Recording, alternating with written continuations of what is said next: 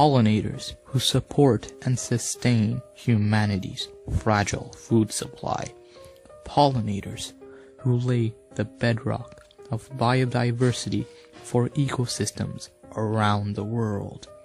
These insects are of the Earth's vital importance. But for the last several years, scientists have agonized over the future of the bees, a future ravaged by the dangers of nature and humanity.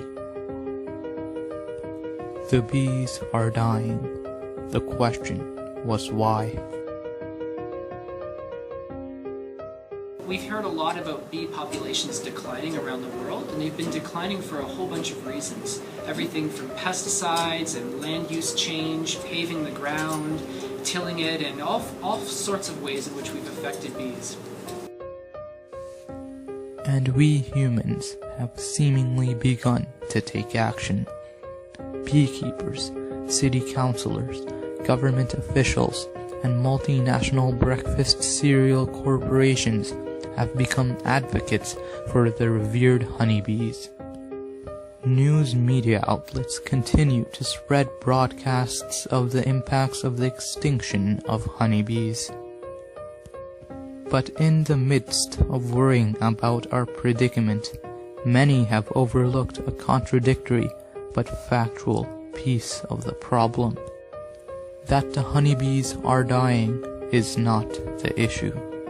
That native wild bees is. Honeybees are breeded, and that means we can simply breed more, shipped from other places.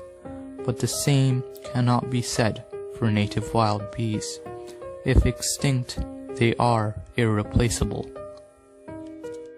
We need these wild bees to pick up the slack from the majority of honeybees who cannot pollinate as speedily and to as many flora as them.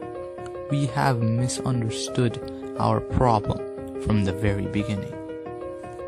Part of the issue for our native bees is our human desire for neatness and uniformity. Pretty lawns with no bare spots, pollenless flowers. But if we are to save our wild bee species, we will need to provide more land, more variety, more opportunity for wild bees. Green roofs and balconies with an assortment of gardens, parking lots with trees fruited with bee hotels on the side.